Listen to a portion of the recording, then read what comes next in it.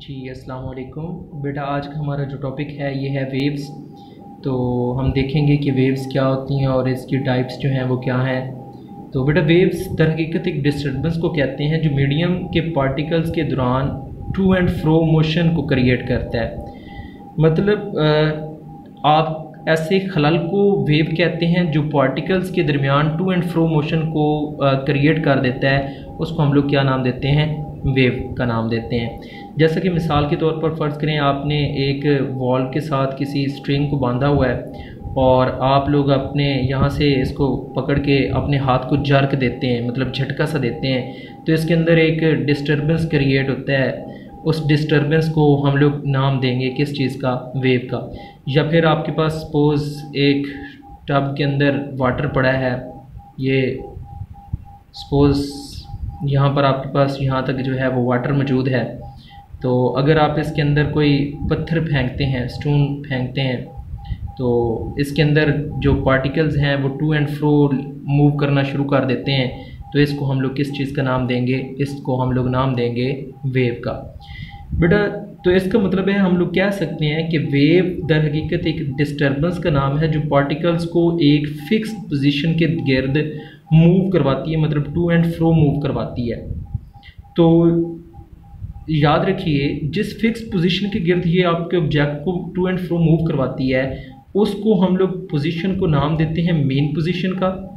और उस main position से जितना अपर पार्ट होता है वेव का उसको हम लोग क्रस्ट कहते हैं, और जो लोअर पार्ट होता है उसको हम लोग नाम दे देते हैं ट्रफ का।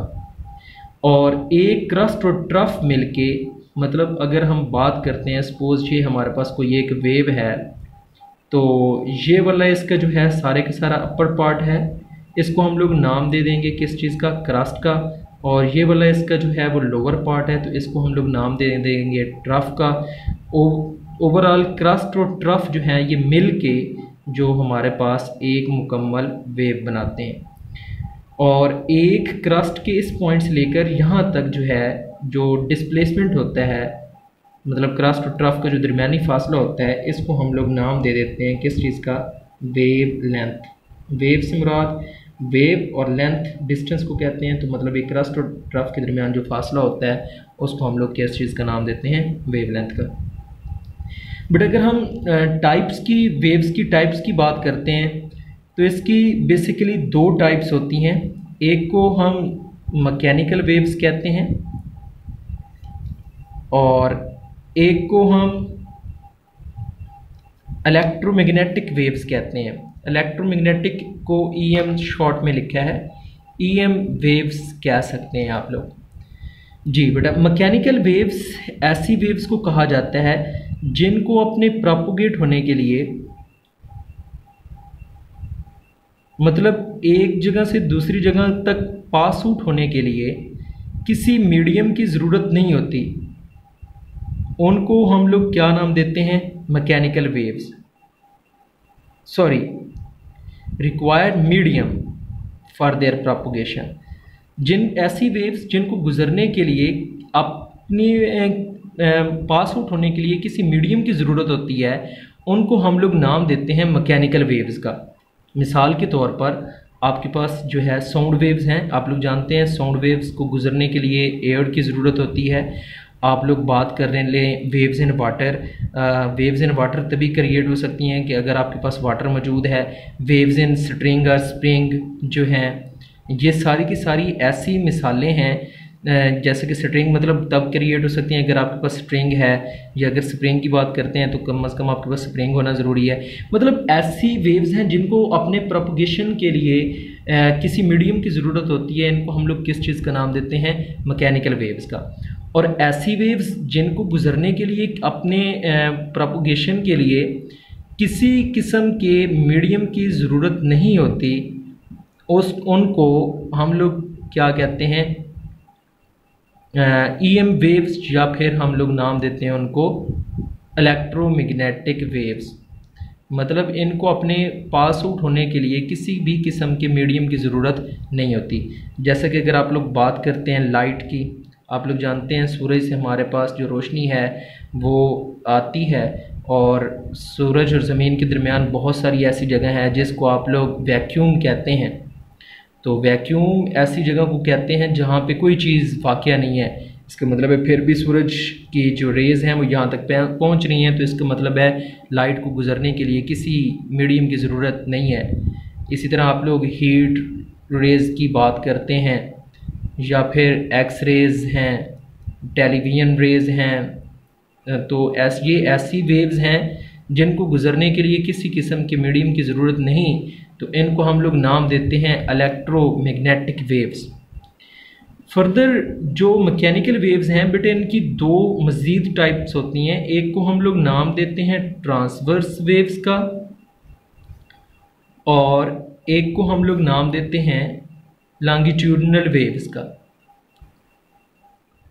जी, जो ट्रांसवर्स वेव्स हैं बेटा, ये ऐसी वेव्स को कहा जाता है जिसम के अंदर आपकी प्रोपगेशन ऑफ वेव की डायरेक्शन और आपके पार्टिकल्स की वाइब्रेटरी मोशन की डायरेक्शन आपस में परपेंडिकुलर हो। मिसाल के तौर पर हम बात करते हैं यही वेव्स इन स्ट्रिंग। अब देखें, particles to and fro move कर रहे हैं, मतलब जो अगर आप बात करते हैं पार्टिकल्स की मोशन की तो वो अप एंड डाउनवर्ड है, और प्रोपगेशन ऑफ वेव्स की बात करते हैं तो वेव्स एक दफ़ा इधर की तरफ क्रिएट होके मतलब इधर जाएगी फिर इधर जाएगी। अब अगर इन दोनों के दरमियान आप लोग एंगल देखते हैं तो एंगल जो है वो 90 है, तो ऐसी वेव्स को हम लोग ट्रांसवर्स वेव्स कहेंगे। मीन ट्रांसफर वेव्स ऐसी वेव्स हैं जिनके में आपके पार्टिकल्स की वाइब्रेशन की डायरेक्शन और प्रोपगेशन ऑफ वेव आपस में क्या होते हैं, परपेंडिकुलर होते हैं, तो उनको हम लोग नाम देते हैं ट्रांसवर्स वेव्स।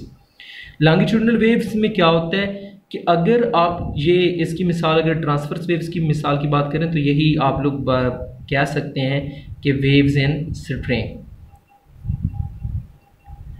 जी, तो अगर हम लॉन्गिट्यूडिनल की बात करते हैं तो लॉन्गिट्यूडिनल वेव्स ऐसी वेव्स होती हैं जिनमें आपकी प्रोपगेशन ऑफ वेव में पीछे ऑफ वेव मतलब प्रोपगेशन ऑफ वेव और पार्टिकल की वाइब्रेशन की मोशन की डायरेक्शन आपस में पैरेलल या एंटी पैरेलल होती है।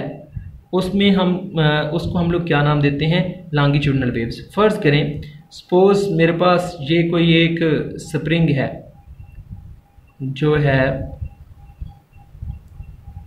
कुछ इस तरह से है, या एक स्प्रिंग है वो हमारे पास इस तरह से है।